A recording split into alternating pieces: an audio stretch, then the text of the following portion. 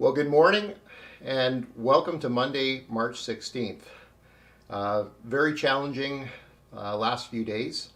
I've been spending since Thursday pretty much meeting all through the day with companies and businesses that are trying to figure out what this new landscape looks like.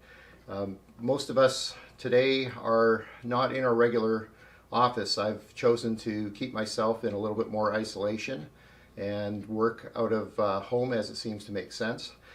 In the meetings over the weekend, there were a few common themes that were coming up that I just wanted to share three points that had come through from a lot of businesses, if this may be of some help to you.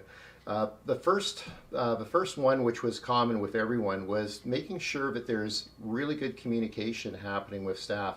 A lot of anxiety is taking place. You probably notice if you've been out in the shopping malls, people are concerned, they don't know where it's happening. So employees that you have, they may be worried about their mortgage. They may be worried about what does work lie ahead if they're employees that don't have the ability to work remote. You should be taking the opportunity to chat with the employees, listen and hear what are their concerns, and try in every way possible to accommodate work that can take place outside of your business. If you're in a leadership position and you have one-on-ones with your staff, try to increase that level. If you're doing it monthly, try to get it now down to every 2 weeks. If you don't have it in place, put it in place.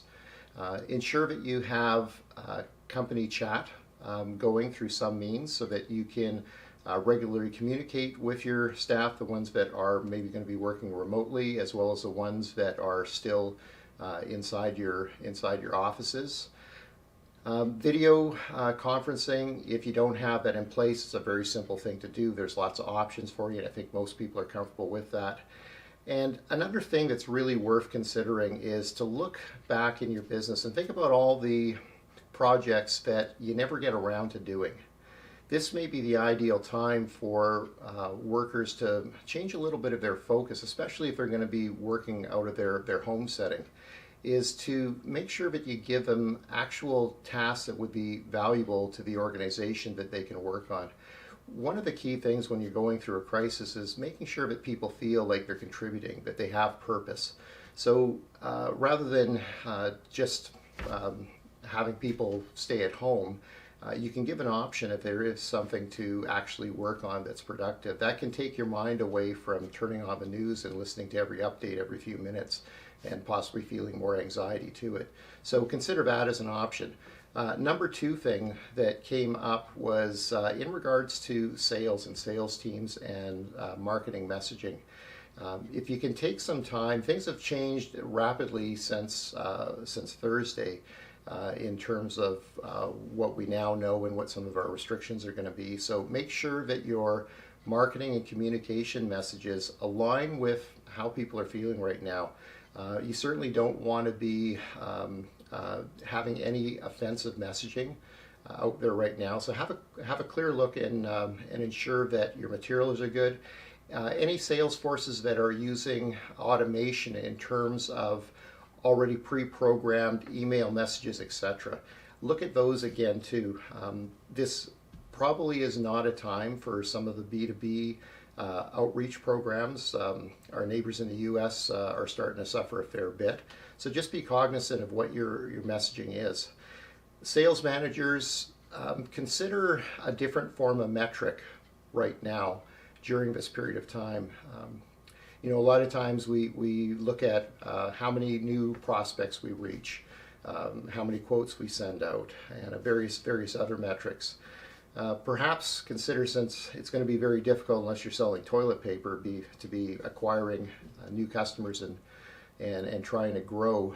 Maybe some of the metrics could be around reaching out to existing customers and ensuring that you're touching bases with people that you trade with, and that you're checking in and seeing how they're faring through it, how are their families, and sharing best practices. I think we're going to learn a lot over the next few weeks of things that are working, and the nice thing about social and the ability to share things is we can get that out to our community. So look at ways that that you can ensure that your marketing and your sales force is doing the appropriate things for this period of time. And lastly, the third point would be thinking about where do you lie in the supply chain.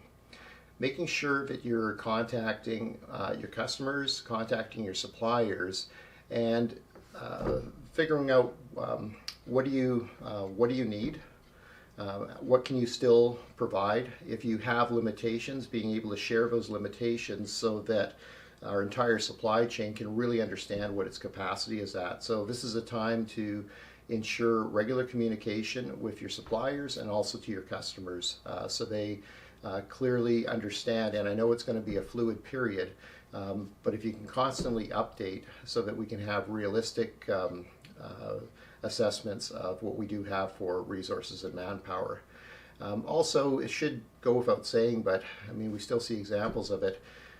Don't try and capitalize off of pain that people are going through right now. So at the end, we're all going to be judged by how we treat each other. So make sure that your business, it's nothing different, no different than personal relationships. Make sure that your business relationships are happy or healthy, and that you're not taking advantage of the situation.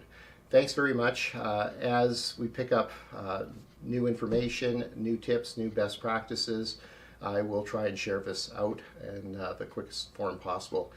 Take care, be safe, and spend some time with your families.